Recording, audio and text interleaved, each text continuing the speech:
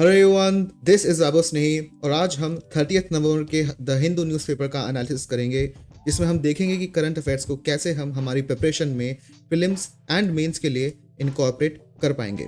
तो अगर आपको ये वीडियो अच्छा लगे तो प्लीज़ इसे लाइक करना और ऐसे ही रेगुलर वीडियोस के लिए विद्यार्थी आईएएस के चैनल को सब्सक्राइब भी करें। स्टार्ट करते हैं पहले न्यूज़ से। GDP growth hits 5.4% in Q2, lowest in 7 quarters. तो एक बहुत बड़ा कंसर्न है ये, क्योंकि रिसेंटली ये देखा गया है कि अभी जो नया डेटा आया है उससे पता चला है कि इंडिया की जो जीडीपी ग्रोथ है वो थोड़ी सी कम है। अब यहाँ पे आपको थोड़ा सा डिफरेंस पता होना चाहिए, क्योंकि यहाँ पे बात जीडीपी की नहीं हो रही, यहाँ पे जीडीपी की ग्रोथ की बात हो रही है। इसका ये मतलब है कि अगर जो जीडीपी है वो 100 रुपए थी पिछले महीने, तो इस महीने मान लेते हैं वो 106 रुपए बढ़ गई, तो यहाँ पे ग्रोथ रेट कितनी हुई? 6%। लेकिन अगर जीडीपी पिछले महीने 100 रुपए थी और इस महीने वो 104 रुपए ही बढ़ी, तो यहाँ पे ग्रोथ कितनी है? 4% ग्रोथ है। तो हमारी जो जीडीपी है ना वो तो बढ़ी है पिछले महीने से या पिछले क्वार्टर से। जो जीडीपी है, टोटल जो नंबर है जीडीपी का, वो तो बढ़ गया, लेकिन जो ग्रोथ रेट थी उसकी वो कम हो रही है। ये डिफरेंस आपको पता होना चाहिए, ठीक है। तो अब हुआ क्या है, एक साल में ओवरऑल देखा जाए तो 4 क्वार्टर होते हैं। जो एक कंट्री का फाइनेंशियल ईयर होता है वो 12 महीनों का होता है ऑब्वियसली, लेकिन ये जो 12 महीने हैं ये चालू होते हैं अप्रैल से।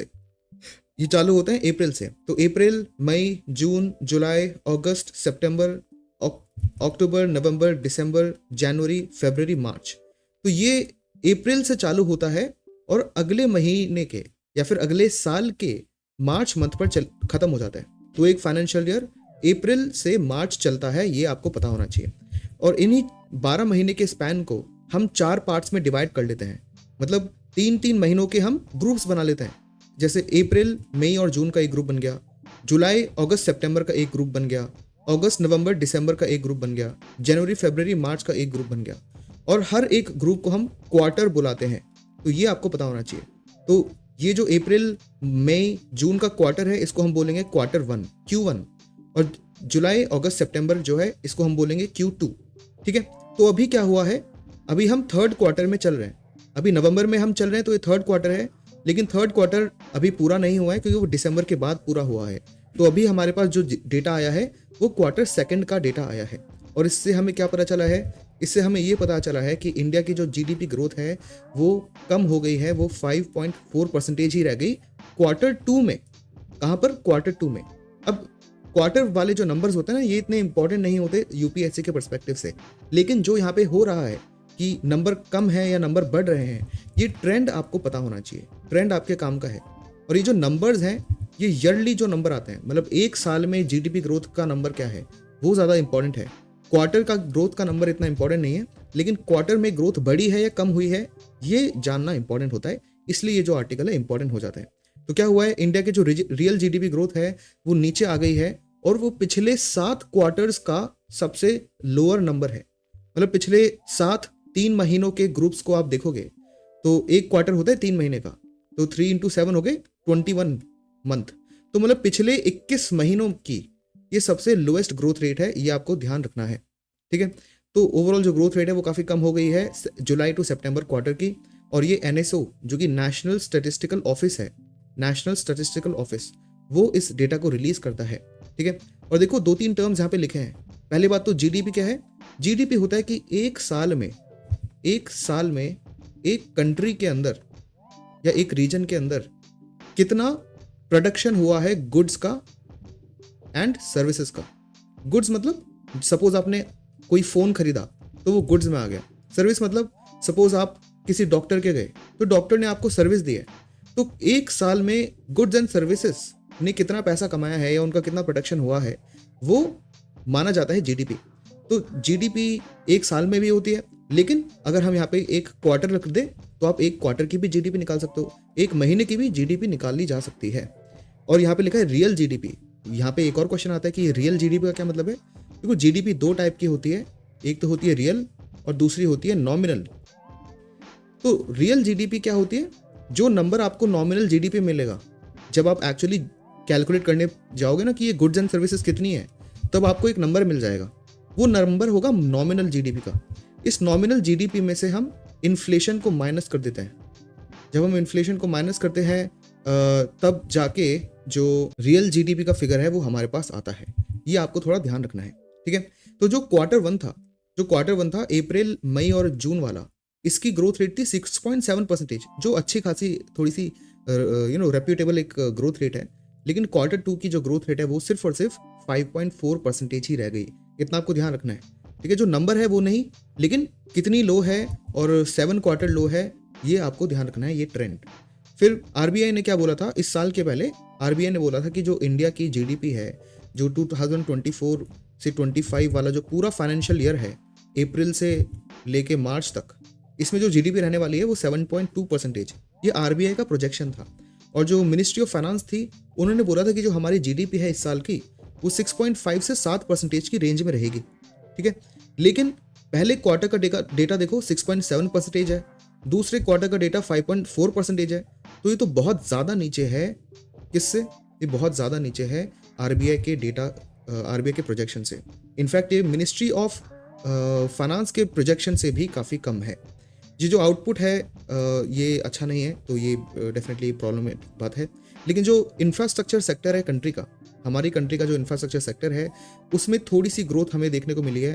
अक्टूबर के महीने में वो 3.1% राइज हुआ है। तो ये 3.1% भी इतना कोई बड़ा नंबर नहीं है इंफ्रास्ट्रक्चर सेक्टर में, ठीक है। तो ये भी अलग से डेटा है जिसके बारे में हम डिस्कस करेंगे। ये जो lower than expected GDP figure हमारे पास आए हैं, ये बहुत ज़्यादा डिसअपॉइंटिंग कॉर्पोरेट अर्निंग का डेटा है। कॉर्पोरेट अर्निंग मतलब जो बड़ी बड़ी कंपनीज होती हैं उनको कॉर्पोरेट ही बोलते हैं। मतलब बड़ी कंपनीज ने ज़्यादा पैसा नहीं कमाया, इसलिए जो ओवरऑल जीडीपी का फिगर है वो कम ही रहा है, वो अच्छा नहीं है, ठीक है। जो मैन्युफैक्चरिंग सेक्टर है वो सबसे ज़्यादा उसने स्ट्रगल करा है। और बाय द वे ये आपको ध्यान रखना है कि इंडिया में अभी क्या हो रही है, जॉबलेस ग्रोथ हो रही है। इंडिया में जॉबलेस ग्रोथ हो रही है और लोग बोल रहे हैं कि मैन्युफैक्चरिंग सेक्टर इसको बढ़ावा देंगे तब जाके इंडिया में जो जॉब्स है ना वो क्रिएट हो पाएंगी, वरना नहीं हो पाएंगी। और अगर मैन्युफैक्चरिंग सेक्टर ही सबसे ज़्यादा स्ट्रगल कर रहा है तो फिर जॉब्स का फ्यूचर इंडिया में थोड़ा सा कम है।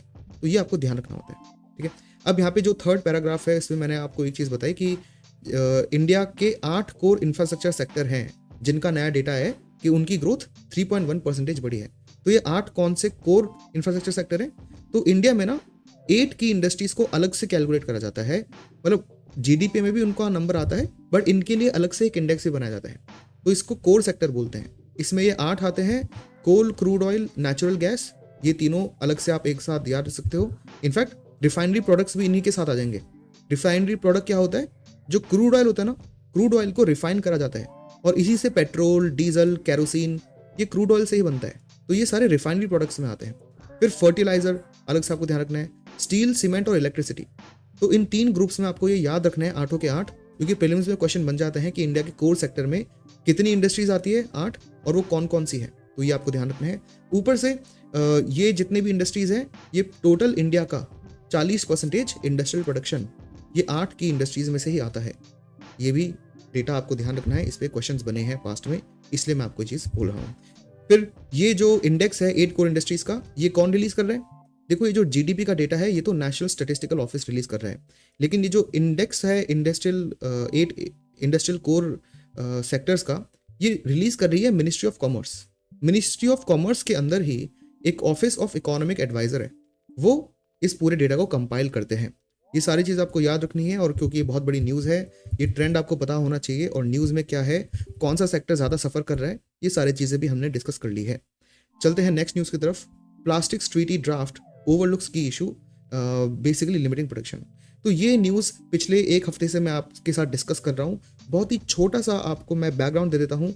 हुआ क्या था, 2022 में ये सोचा गया कि क्यों ना हम एक लीगली बाइंडिंग इंटरनेशनल एक ट्रीटी बनाएं, जिसके कारण प्लास्टिक का जो प्रोडक्शन हो रहा है ना, उसको रोक दिया जाए। और अगर प्लास्टिक का प्रोडक्शन रुकेगा तो फ्यूचर में जो प्लास्टिक पोल्यूशन है वो ऑटोमेटिकली रुक ही जाएगा। तो ये एक प्लान हुआ था, और इन लोगों ने 2022 में सोचा कि जब 2024 खत्म होने वाला होगा, तब तक क्यों ना हम ऐसे कोई ना कोई ट्रीटी या कोई ना कोई ऐसा इंस्ट्रूमेंट साइन कर लेंगे।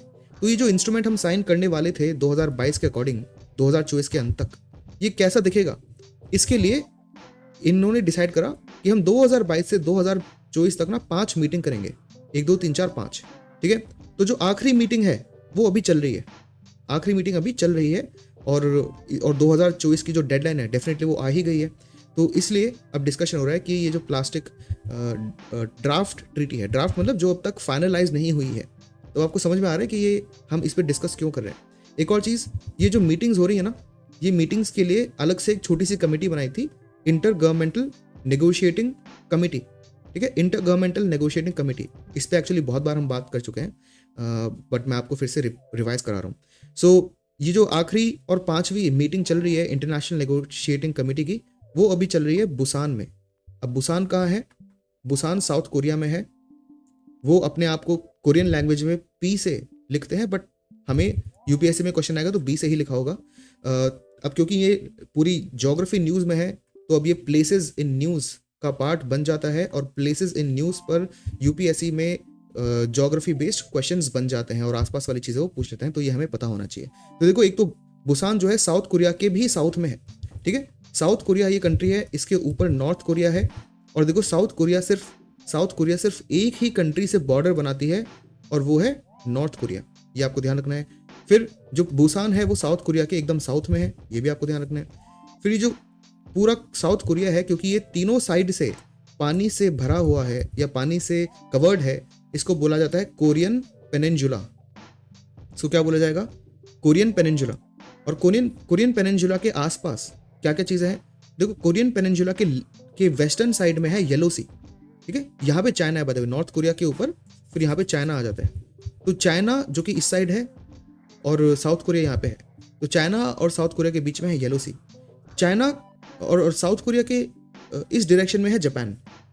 साउथ कोरिया के इस डायरेक्शन में क्या है? जापान। तो साउथ कोरिया और जापान के बीच में है कोरियन स्ट्रेट, ये भी आपको याद रखना है। फिर साउथ कोरिया के ईस्ट में है ईस्ट सी। इस ईस्ट सी को कभी कभी जापान सी भी बोला जाता है। तो ये चीज़ आपको ध्यान रखनी है, इन पर प्रीलिम्स में क्वेश्चन बन सकते हैं। ठीक है, ये डायरेक्शन भी आपको पता होना चाहिए कि साउथ कोरिया के आसपास कौन कौन सी चीज़ें हैं। एनीवे, अब वापस आते हैं इस ट्रीटी पर। तो इस ट्रीटी में फाइनल ड्राफ्ट प्रिपेयर हो रहा है, और यहाँ पे ये देखा गया कि जो ग्लोबल प्लास्टिक ट्रीटी बनाने का जो नेगोशिएशन अभी चल रहा है ना, इसमें बहुत सारी कंट्रीज ने थ्रैश आउट कर दिया है प्रिलिमिनरी ड्राफ्ट को। ऐसा क्यों? क्योंकि इस ट्रीटी में क्या लिखा होगा, आप खुद सोचो, ये ट्रीटी बनाई क्यों जा रही है? इस ट्रीटी में 2-3 चीज़ लिखी होगी। पहली चीज़ लिखी होगी कि हमें प्लास्टिक पोल्यूशन को खत्म करना है और रोकना है। दूसरी चीज़ लिखी होगी कि प्लास्टिक पोल्यूशन को तो हम कुछ टाइम पीरियड में रोक देंगे, लेकिन फ्यूचर में एक पर्टिकुलर ईयर वो टारगेट दे देंगे। ये ईयर टारगेट कुछ भी हो सकता है, 2050, 2070, कुछ भी हो सकता है। वो एक ईयर टारगेट देना चाहते हैं, और इस टारगेट ईयर तक आते आते जो प्लास्टिक का प्रोडक्शन भी है ना, वो भी रुक जाएगा। ये ट्रीटी में लिखा है, और ये ड्राफ्ट ट्रीटी है, मतलब अभी ये फाइनलाइज नहीं हुई है, ये एक ड्राफ्ट ही है। तो ड्राफ्ट ट्रीटी में ये सारी चीज़ें लिखी है, इसलिए बहुत सारी कंट्रीज इसको सपोर्ट नहीं कर रही। ये आपको ध्यान रखना है, और मैं आपको बताऊंगा भी ऐसा क्यों है। देखो, कुछ कंट्रीज हैं, 67 कंट्रीज के अराउंड ऐसे कुछ कंट्रीज हैं, जिसमें पैसिफिक आइलैंड्स की भी बहुत सारी कंट्रीज आती है। पैसिफिक आइलैंड्स मतलब जो पैसिफिक ओशन है, पैसिफिक ओशन जो है ना, उसके अंदर, पानी के अंदर, समुद्र के अंदर बहुत सारा गार्बेज है, और इस गार्बेज का बहुत बड़ा पोर्शन प्लास्टिक पोल्यूशन ही है। तो इस पूरे पैसिफिक ओशन में छोटी छोटी आइलैंड्स हैं। ये छोटे छोटे आइलैंड्स अपने आप में ही कंट्रीज हैं। माइक्रोनेशिया, मैक्रोनेशिया, किरिबती, फिजी, ये नाम आपने सुने भी होंगे। तो जो पैसिफिक आइलैंड की जो कंट्रीज हैं, जिसको हाई एम्बिशन कोलिशन भी बोला जाता है, उन्होंने बोला था कि जो ट्रीटी है वो इनफ नहीं है। मतलब कुछ कंट्रीज ये बोल रही है कि ये जो ग्लोबल प्लास्टिक ट्रीटी है, इसमें ये जो टारगेट रखा जा रहा है, हम इससे अग्री नहीं करते, क्योंकि ये बहुत ही टारगेट थोड़ा सा ज़्यादा सीवियर है। लेकिन कुछ कंट्रीज बोल रही है कि ये जो ट्रीटी है ये काफ़ी लीनियंट है, इसको और ज़्यादा हार्श होना चाहिए। तो यहाँ पे देखो बहुत बड़ा डिसएग्रीमेंट आ जाता है, और मेनली किस पर आता है कि जो प्राइमरी प्लास्टिक पॉलीमर्स हैं, उनका प्रोडक्शन रिडक्शन का एक टारगेट ट्रीटी एम कर रही है। मतलब हो क्या रहा है? देखो, बहुत सारी ऐसी कंट्रीज हैं जो कि प्लास्टिक खुद ही बनाती है। ठीक है, बहुत सारी कंट्रीज है जो कि प्लास्टिक खुद बनाती है। तो वो जो कंट्रीज हैं वो इस चीज़ के फेवर में नहीं है कि ये जो ट्रीटी है ये बोल रही है कि हमें एक पर्टिकुलर टारगेट रखना है कि प्लास्टिक का जो प्रोडक्शन है ना, प्लास्टिक का प्रोडक्शन इस पर्टिकुलर साल तक, किसी पर्टिकुलर ईयर तक हम खत्म कर देंगे या बहुत ज़्यादा कम कर देंगे। क्यों? क्योंकि ये कंट्रीज खुद ही प्लास्टिक को प्रोड्यूस कर रही हैं। सो जिन कंट्रीज के अंदर प्लास्टिक प्रोड्यूस हो ही रहा है, वो फेवर में नहीं है कि ट्रीटी में ऐसा कोई साल लिखा हो जहाँ पे ये एम करा जाएगा कि पूरा वर्ल्ड इस साल तक प्लास्टिक प्रोडक्शन को बहुत ज़्यादा कम कर दे। ठीक है, अब एक और चीज़ है कि प्लास्टिक को बनाने के लिए इनिशियली कुछ मोनोमर्स या पॉलीमर्स चाहिए होते हैं। बहुत सारी ऐसी कंट्रीज़ हैं जो पूरा प्लास्टिक तो नहीं बनाती होगी, लेकिन उसके जो इनिशियल कंपाउंड है ना वही बनाती है। तो सऊदी अरेबिया, चाइना, इंडिया, ये इस चीज़ के फेवर में है कि हमें ट्रीटी के अंदर कोई लैंग्वेज नहीं लिखनी चाहिए।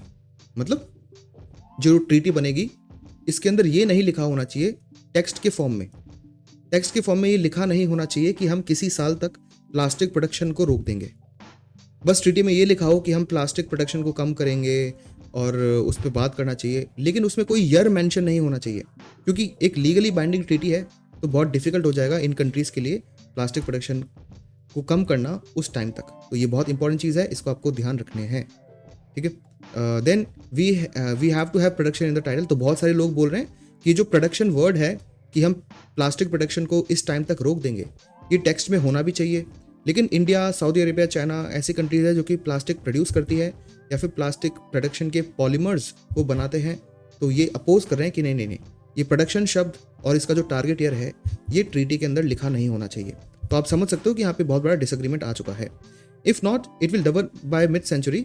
जो ये बोला जा रहा है कि जो प्लास्टिक पोल्यूशन है वो मिड सेंचुरी तक, मतलब 2050 तक डबल हो जाएगा। एंड ये देखो, ये वाला जो डेटा है ना, ये जो फैक्ट है, ये बहुत इंपॉर्टेंट है, क्योंकि ये बहुत जगह आप यूज़ कर सकते हो कि प्लास्टिक का जो वेट है ओशियन में, वो वेट ऑफ फिश को सरपास कर देगा। ठीक है, तो ये एक बहुत बड़ा खतरा भी है और ये बहुत इंपॉर्टेंट डेटा है जो आपको ध्यान रखना है। चलते हैं नेक्स्ट न्यूज़ की तरफ। Cyclone Fengal to cross Puducherry coast today noon. So the thing is कि जो साइक्लोन फेंगल है वो पुडुचेरी की कोस्ट तक आ चुका है। ये जो साइक्लोन है पर्टिकुलरली ये बे ऑफ बंगाल में बन रहा है।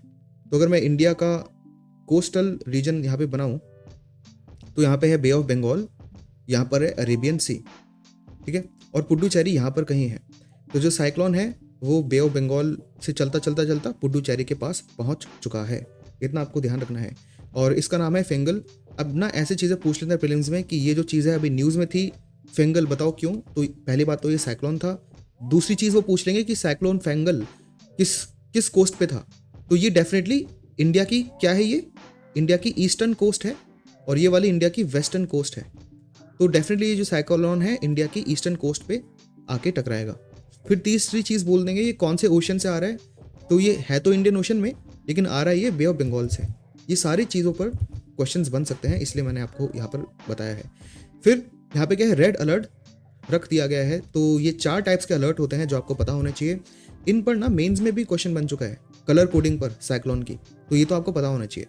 कितने टाइप्स के कलर होते हैं, जो इंडियन मेट्रोलॉजिकल डिपार्टमेंट है वो 4 टाइप के कलर कोड करता है साइक्लोन को। ग्रीन वाला होता है जहाँ पे सारी चीज़ें स्मूथ होती है, साइक्लोन बस छोटी सी थोड़ी बहुत तेज़ हवा चल रही है बट उससे ज़्यादा नहीं होता है। येलो में डेफिनेटली अपडेटेड रहना ज़रूरी होता है। जब ऑरेंज कोड कर दिया जाता है साइक्लोन को, तो मतलब वो जो पर्टिकुलर साइक्लोन है वो बहुत ज़्यादा खतरनाक होने वाला है और वहाँ पे हमें प्रिपेयर्ड रहना है। और रेड में तो डेफिनेटली एक्शन लेना ही होता है, क्योंकि यहाँ पे जो साइक्लोन है बहुत पास आ चुका है।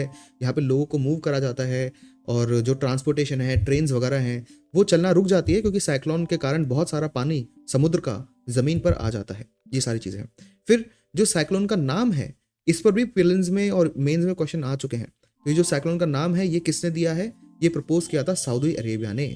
और बाय द वे जो नए नए साइक्लोन्स आते रहते हैं उनके नाम इंडियन ओशन में जितनी भी कंट्रीज है ना, वो ऑल्टरनेटिवली एक एक करते ऑल्टरनेटिव तो नहीं बट बारी बारी वो साइक्लोन के नाम चुनती रहती है। तो इस बार जो चांस था साइक्लोन का नाम चुनने का वो सऊदी अरेबिया का था और उन्होंने इसको फेंगल नाम दिया है, लेकिन इसका एक्चुअल प्रोनाउंसिएशन फाइंजल है। बट आप न्यूज़ में इसको फेंगल ही सुनोगे क्योंकि ये थोड़ा प्रोनाउंस करना डिफिकल्ट हो सकता है। तो इन सारी चीज़ों को आपको ध्यान रखना है। चलते हैं नेक्स्ट न्यूज़ की तरफ। ये बहुत ही ज़्यादा इंपॉर्टेंट न्यूज़ है क्योंकि बहुत सारे इंडियंस की जो हेल्थ है उसको ये न्यूज़ अफेक्ट करती है। हुआ क्या है कि नेशनल ग्रीन ट्रिब्यूनल जो कि 2010 में बनी थी एक एक्ट के थ्रू, तो मतलब ये एनजीटी क्या है, ये एक स्टैट्यूटरी बॉडी है क्योंकि ये किसी एक्ट या फिर लॉ के थ्रू बन रही है। हुआ क्या है, नेशनल ग्रीन ट्रिब्यूनल ने सेंट्रल पोल्यूशन कंट्रोल बोर्ड को बोला है कि वो कुछ स्टैंडर्ड्स और कुछ गाइडलाइंस प्रिपेयर करे सिलिका सैंड माइनिंग को रोकने के लिए।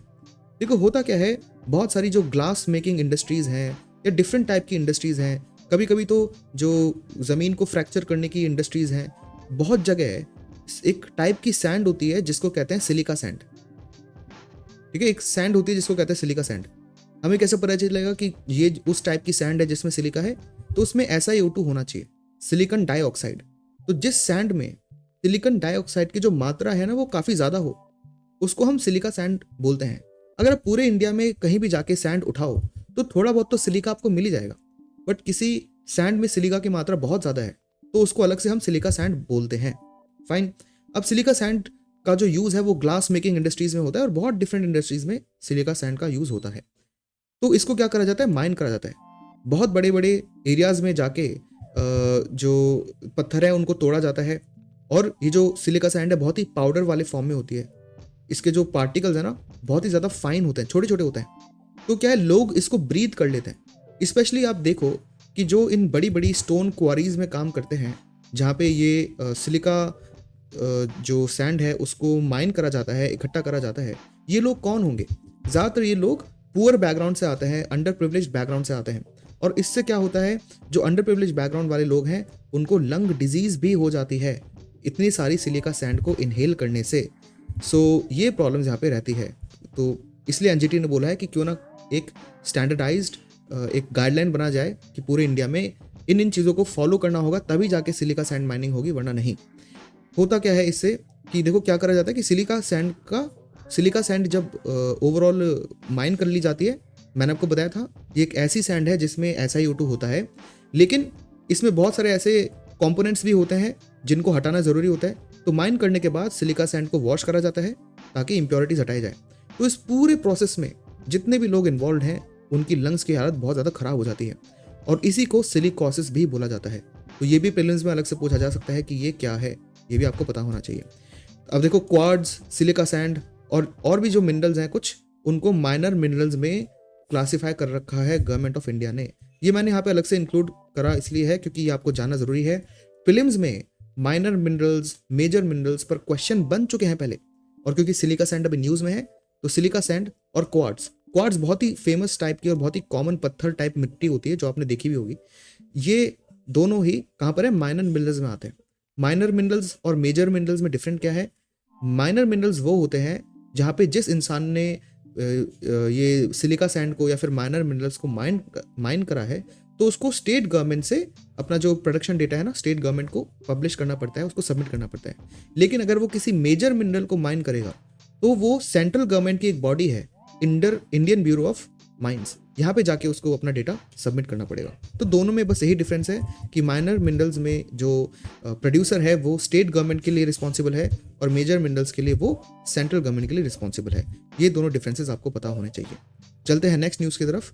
Supreme court calls for tree census supervisory body over tree officer in Delhi.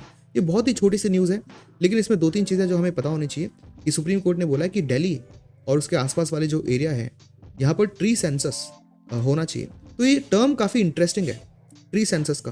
तो क्या है, GS1 के अंदर या GS3 के अंदर, GS1 में तो ज्योग्राफी है, GS3 में एनवायरनमेंट है, यहाँ पे कहीं भी ना फॉरेस्ट रिसोर्सेज के यूज़ के बारे में क्वेश्चन आ सकता है। आपसे पूछा जा सकता है कि इंडिया में फॉरेस्ट रिसोर्सेज को, ट्री कवर को क्या क्या खतरा है और उसको कैसे सुधारा जाए।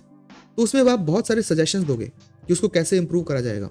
एक चीज़ आप बोलोगे, आपका एक सजेशन होगा कि हमें रेगुलरली ट्री सेंसस कराना चाहिए। इससे क्या है, हमें पता रहेगा। और ये चीज़ें स्पेशली अर्बन एरिया में ज़्यादा होनी चाहिए क्योंकि अर्बन एरिया में क्या ट्रीज़ बहुत ज़्यादा तेज़ी से कट रहे हैं। तो जितने बचे हैं हमें पता होना चाहिए कि जो ट्रीज़ बचे हैं वो कौन से टाइप के हैं। इससे ट्री की डाइवर्सिटी हमें पता चलेगी, उनका नंबर पता चलेगा और किन ट्रीज़ को हमें वापस रिकवर करना है वो भी एक आइडिया लग सकता है। इसलिए यहाँ पे ट्री सेंसस करना काफ़ी ज़रूरी है। सुप्रीम कोर्ट ने एक और चीज़ बोली है कि एक ट्री ऑफिसर जो ऑलरेडी, ये जो ट्री ऑफिसर है ना, डिफरेंट स्टेट्स अपने अपने स्टेट्स में बनाते हैं। इनको आप फॉरेस्ट ऑफिसर भी बोल सकते हो बट वो डिपेंड रहता है, डिफरेंट स्टेट्स में डिफरेंट नाम यूज़ होते हैं। तो इनके ऊपर भी एक अथॉरिटी होनी चाहिए जो देखे कि ये जो फॉरेस्ट ऑफिसर्स हैं या जो ट्री ऑफिसर्स हैं ये अपना काम ढंग से कर रहे हैं या नहीं। तो यहाँ पर भी आपका सजेशन हो सकता है कि जो फॉरेस्ट ऑफिसर्स हैं या ट्री ऑफिसर्स हैं उनके ऊपर एक सुपरवाइजरी अथॉरिटी होनी चाहिए जो उन पर नज़र रखे कि ये काम करे या नहीं। ठीक है, तो अगर ऐसा मेंस में क्वेश्चन आ रहा है कि फॉरेस्ट रिसोर्सेज को मेंटेन करने के लिए क्या क्या सजेशंस वो हैं, तो बहुत सारे सजेशंस हैं जिसमें से यहाँ पे ही आपको 2 सजेशंस मिल गए। Next news, Gagan Yatris have finished initial training सेट इसरो। ये बहुत ही ज़्यादा अच्छी न्यूज़ है एक्चुअली हो क्या रहा है, इंडिया से आप खुद सोचो, इंडिया से कितने लोग आज तक स्पेस में गए हैं? इसका आंसर है 1। ठीक है, अब आपके दिमाग में क्वेश्चन आएगा कि कल्पना चावला भी स्पेस में गई है, सुनीता विलियम्स भी इसमें स्पेस में गई है, तो मैंने 1 क्यों बोला? देखो हुआ क्या है, कल्पना चावला है, सुनीता विलियम्स वो इंडियन ओरिजिन की हैं, लेकिन जब वो स्पेस में गई थी ना, तब वो इंडियन सिटीजन नहीं थी, वो अमेरिकन सिटीजन है। ठीक है, वो अमेरिकन सिटीजन हैं। हाँ, उनका ओरिजिन इंडियन है, they are of Indian origin, but उनकी जो सिटीजनशिप है वो इंडियन नहीं है, उनकी सिटीजनशिप क्या है? अमेरिकन है। ये आपको ध्यान रखना है। तो आज तक सिर्फ एक ही इंसान जो कि इंडियन सिटीजन भी है, वो है जो कि स्पेस में गए हैं, उनका नाम है राकेश शर्मा, और वो गए थे यूएसएसआर। जब अभी तो रशिया है, तब यूएसएसआर था, तो यूएसएसआर के थ्रू वो स्पेस में गए थे। अब जब मैंने बोला स्पेस में गए थे, इसका क्या मतलब है कि यहाँ पे ये अर्थ है और चांद ना इतना दूर है। तो हमारे जो इंडियंस है वो कभी मून वगैरह पे नहीं गए। स्पेस में जाना मतलब यहाँ से रॉकेट उड़ा और अर्थ के अराउंड, जो अर्थ का एटमॉस्फेयर है ना, उसको क्रॉस कर लिया गया। उसके बाद अर्थ के अराउंड जो स्पेस है उसमें चक्कर काटे कुछ दिन, और फिर वापस वो अर्थ पे लैंड हो गए। तो जब स्पेस में जाना होता है तो उसका यही मतलब है। इसका मतलब ये नहीं है कि वो अर्थ को छोड़ेंगे और यूं यूं घूम के ऐसे घूम के आ जाएंगे, नहीं, वो अर्थ से उड़ेंगे, एटमॉस्फेयर के ऊपर जाएंगे, फिर अर्थ के चक्कर लगाएंगे और फिर वापस अर्थ पे लैंड हो जाएंगे। यही होता है स्पेस में जाने का मतलब। मून पे जाना मतलब कि अर्थ पे चक्कर लगा के घूम घूम के अर्थ के ऑर्बिट को छोड़ के मून के ऑर्बिट पे जाना और फिर मून पे लैंड कर जाना। आज तक कोई भी इंडियन यहाँ पे नहीं गया है। ये सारी चीज़ आपको ध्यान रखना है। डेफिनेटली ह्यूमंस मून पे गए हैं, इंडियंस नहीं गए। सिर्फ एक ही इंडियन सिटीजन है जो आज तक स्पेस में गए हैं, राकेश शर्मा जी, एंड उसके अलावा कोई नहीं गया। अब क्या हो रहा है? अब देखो, इंडिया ने एक बहुत बड़ा इसरो के द्वारा एक बहुत बड़ा एम्बिशियस गोल लिया है कि हमें गगनयान मिशन चलाना है। गगनयान मिशन का एम क्या है कि हमें इंडियन सिटीजन्स को इंडियन ज़मीन से ही स्पेस में भेजना है। जो राकेश शर्मा जी थे वो यूएसएसआर की ज़मीन से गए थे स्पेस में। हमें इंडियन, और वो भी यूएसएसआर उनको लेके गया था, इंडिया या इसरो लेके नहीं गया था उनको स्पेस में। ठीक है, तो इसरो पहली बार कोई इंसान स्पेस में भेजेगी और वो भी इंडियन जाएगा, और वो भी इंडियन धरती से। तो ये बहुत सारी चीज़ें नई हैं हमारे लिए। फाइन, तो यहाँ पे ये था कि इंडिया से चार एस्ट्रोनॉट्स हैं जिनको सेलेक्ट करा गया है, वो स्पेस में जाएंगे, मतलब एक पर्टिकुलर मॉड्यूल में, और फिर ज़मीन के चक्कर लगाएंगे, अर्थ के चक्कर लगाएंगे 7 दिन के अराउंड, और फिर वापस लैंड कर जाएंगे ज़मीन पे। तो यही एक मिशन है। लेकिन इन चारों में से अब तक कोई भी स्पेस में नहीं गया ना, क्योंकि ये सारे इंडियन हैं और आज तक सिर्फ एक ही इंडियन स्पेस में गया है। तो पहली बार जब इसरो लॉन्च करेगा किसी इंसान को स्पेस में, वो भी इंडियन धरती से, उन 4 एस्ट्रोनॉट्स को जो आज तक स्पेस में गए नहीं है, तो मतलब एक्सपीरियंस की थोड़ी सी कमी है यहाँ पे। नॉलेज की नहीं है, सबके पास नॉलेज तो बहुत ज़्यादा है, लेकिन एक्सपीरियंस की कमी है। तो बोला ये गया, देखो कि क्यों ना एक बार इन 4 में से कम 2 एस्ट्रोनॉट्स को तो हम किसी और जगह से स्पेस में भेज दें। ठीक है, बात सुनो यहाँ पे क्या हो रही है। ये बोला गया कि इनमें से कम 2 एस्ट्रोनॉट्स को हम चूज करते हैं, जिनका नाम है शुभांशु शुक्ला एंड प्रशांत नैयर। इनको पिक करा गया है कि देखो, एक मिशन है यूएस की ज़मीन से एक मिशन है जो कि स्पेस में जा रहा है। इन एस्ट्रोनॉट्स को भी उस मिशन में स्पेस में भेज देते हैं। इससे क्या है, वो जो यूएस है और जो नासा है और स्पेस एक्स है, उनको तो काफ़ी एक्सपीरियंस हो चुका है स्पेस में एस्ट्रोनॉट्स को भेजने का, तो उनसे तो गलती नहीं होगी, तो और उनसे कोई फॉल्ट भी नहीं होगा। तो ये जो 2 एस्ट्रोनॉट्स हैं, ये स्पेस में जा आएंगे और वापस अर्थ पे आ जाएंगे। तो जब गगनयान के थ्रू इंडिया इन्हीं एस्ट्रोनॉट्स को स्पेस में भेजेगा, तो कम से कम 2 ऐसे एस्ट्रोनॉट्स इंडियंस होंगे जो कि ऑलरेडी स्पेस में जा चुके होंगे। तो जब वो गगनयान के थ्रू इंडियन ज़मीन से इसरो के मिशन के अंदर स्पेस में जाएंगे, तब उनके पास कम से कम कुछ एक्सपीरियंस होगा। लेकिन जब ये 2 एस्ट्रोनॉट्स इंडिया के अभी यूएस की ज़मीन से स्पेस में जा रहे हैं, इस मिशन को बोला जाएगा एक्सियोम मिशन। एक्सियोम 4 इसका नाम है। एंड ये 2 इंडियन जो हैं, ये पहली बार राकेश शर्मा जी के बाद अब ये दूसरी बार ही ऐसा होगा जब कोई एक्चुअली इंडियन सिटीजन स्पेस में जाएगा। ठीक है, तो ये बहुत साल बाद ऐसा हो रहा है कि कोई इंडियन स्पेस में जा रहा है। अभी भी ये इंडियन धरती से नहीं जा रहे, ये ट्रायल के लिए जा रहे हैं यूएस की धरती से। इंडिया जब अपनी धरती से भेजेगा तो इसरो इनको लॉन्च करेगा और वो गगनयान मिशन के अंदर होगा। ये पूरी स्टोरी है जो आपको पता होना चाहिए। ठीक है, तो ये जो एक्सियम मिशन है, एक्सियम 4, इसमें इसरो और नासा साथ में काम कर रहे हैं ऑब्वियसली, और इनकी जो ट्रेनिंग है वो यूएस के अंदर पूरी हो चुकी है। ये क्या होगा इसमें यूएस में फ्लोरिडा है, वहाँ से लॉन्च करा जाएगा और एक रॉकेट होगा ऑब्वियसली, और रॉकेट के ऊपर एक मॉड्यूल होगा जिसके अंदर लोग बैठे होंगे।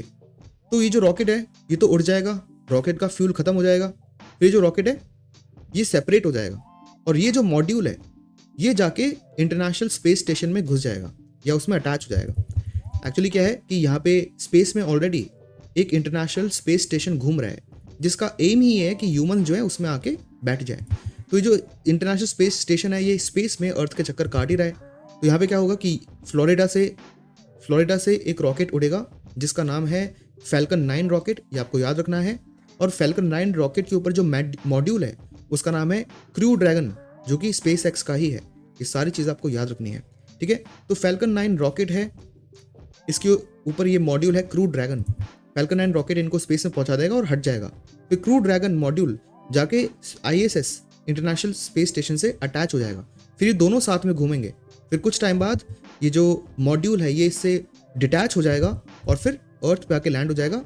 इंटरनेशनल स्पेस स्टेशन स्पेस के ही चक्कर लगाता रहेगा। तो ये चीज़ें हो रही है, ये आपको ध्यान रखना है। इन दोनों के नाम भी आपको याद रखने हैं, ऐसा क्यों हो रहा है, कौन कौन इसमें इन्वॉल्व है, ये सारी चीज़ें मैंने आपको डिटेल में एक्सप्लेन कर दी है। चलते हैं नेक्स्ट न्यूज़ की तरफ। Indians need to share contraceptive responsibility. ये बहुत ही एक इंपॉर्टेंट कॉन्सेप्ट है।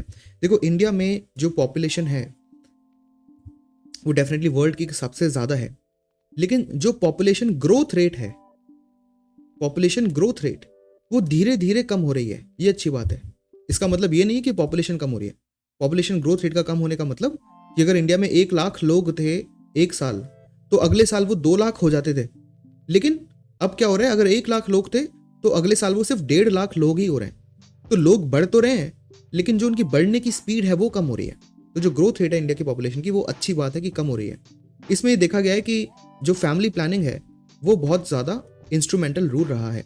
और स्टार्टिंग से जब इंडिया आज़ाद हुआ उसके बाद से हमारी कंट्री में फैमिली प्लानिंग प्रोग्राम चालू हुआ, जिसमें जो कपल है ये उनकी रिस्पॉन्सिबिलिटी बनाई गई और उनको एजुकेशन भी दी गई कि कैसे उनको ओवरऑल पॉपुलेशन को कम करना है, ठीक है। सो ये वर्ल्ड का पहला एक नेशनल फैमिली प्लानिंग प्रोग्राम भी था जो इंडिया ने 1952 में लॉन्च करा था। आपको ध्यान रखना है, ये बहुत बड़ी बात है। इसका फ़ायदा क्या था, क्यों पॉपुलेशन हमें कम करनी है, या पॉपुलेशन का जो ग्रोथ रेट है उसको स्टेबलाइज करने की ज़रूरत क्या है। उसको स्टेबलाइज करने की ज़रूरत ये है कि इससे जो मैटरनल और चाइल्ड हेल्थ है वो इम्प्रूव्ड रहती है। देन जो पॉपुलेशन है ओवरऑल वो स्टेबलाइज भी होती है, जिससे जो रिसोर्सेज हैं उन पे ज़्यादा बर्डन भी नहीं आता। इन सारे कारणों की वजह से हमें ये डिसाइड करना था कि ओवरऑल जो पॉपुलेशन है उसको स्टेबलाइज करना है, और उसके लिए हमने ये नेशनल फैमिली प्लानिंग प्रोग्राम भी लॉन्च कर दिया था। हुआ क्या था, स्टार्टिंग में जो मेल वेसेक्टॉमी थी उससे ये नेशनल फैमिली प्लानिंग ज़्यादा चल रहा था, स्पेशली 1960s में जो मेल वेसेक्टॉमीज थी उसमें क्या है, जो मेन है उनको स्टेरलाइज करा जाता था, तो ओवरऑल जो फ्यूचर जनरेशन है वो रुक जाती थी। तो ये एक फैमिली प्लानिंग का बहुत बड़ा हिस्सा था।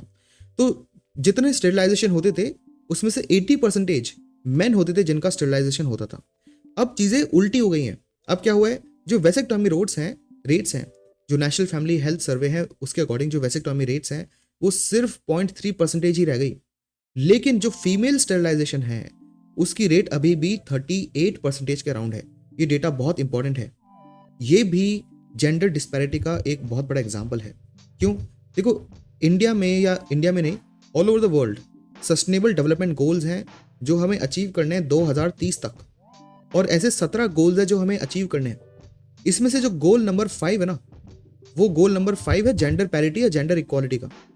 इस गोल नंबर 5 में इंडिया का सबसे खतरनाक, सबसे खराब परफॉर्मेंस है। मतलब इंडिया को अगर आप जज करो इन 17 गोल्स में से, तो जो 16 गोल्स हैं उनमें इंडिया ठीक ठाक परफॉर्म कर रहा है, और इसमें से भी कुछ ऐसे गोल्स हैं जिनमें इंडिया काफ़ी अच्छा परफॉर्म कर रहा है। लेकिन गोल नंबर 5 में इंडिया का इन 17 में से 5th गोल नंबर में इंडिया का सबसे खराब परफॉर्मेंस है। इतना आपको ध्यान रखना है। और ये उसका एक एग्जाम्पल है कि फिलहाल पॉपुलेशन फ्यूचर में कम करने की और पॉपुलेशन स्टेबलाइजेशन की और स्टेरिलाइजेशन की जो रिस्पॉन्सिबिलिटी है वो फिलहाल किसके पास है, विमेन के पास। क्योंकि मेल वेसेक्टॉमी तो सिर्फ 0.3% है और फीमेल स्टेरिलाइजेशन 38% के पास है। ये दोनों आपको नंबर्स याद रखने हैं। ये याद मत रखना नंबर, बट ये वाले नंबर तो आपको याद रखने पड़ेंगे, बहुत इंपॉर्टेंट है। ठीक है, फिर नेशनल हेल्थ पॉलिसी ने क्या बोला था, जो 2017 में आई थी, उन्होंने बोला था कि जो प्रोपोर्शन ऑफ मेल स्टरलाइजेशन है ना, वो 30% होना चाहिए। देखो, फीमेल स्टरलाइजेशन 38% के आसपास है, 30% मेल स्टरलाइजेशन होना चाहिए था नेशनल हेल्थ पॉलिसी के अकॉर्डिंग, लेकिन अभी कितना है, 0.3%। ठीक है, तो यहाँ पर क्या है, डिसप्रोपोर्शनेट बर्डन जो है स्टरलाइजेशन का, वो विमेन पर ही है, और ये डेफिनेटली रिफ्लेक्ट होता है गोल नंबर 5 में, जो कि जेंडर इक्वालिटी या जेंडर पैरिटी का है, सस्टेनेबल डेवलपमेंट गोल्स के अंदर। ये सारी चीज़ें आपको ध्यान रखनी है। चलते हैं नेक्स्ट न्यूज़ की तरफ। ये न्यूज़ है कि प्रेसिडेंट रूल की क्या हमें ज़रूरत है मणिपुर में या नहीं।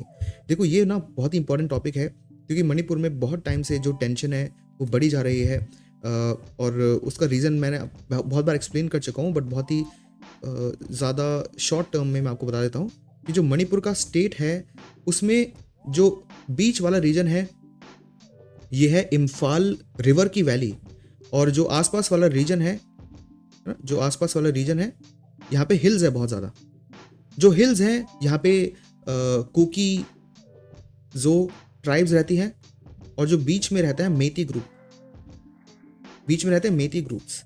ठीक है, तो यहाँ पे एथनिक वायलेंस चालू होता है, क्योंकि ये बात हो रही थी कि मेती ग्रुप के पास भी एसटी स्टेटस होना चाहिए, जो अभी सिर्फ ट्राइबल्स के पास है, जो कि इम्फाल वैली के आसपास जो हिल्स है ना, वहाँ पे रहते हैं।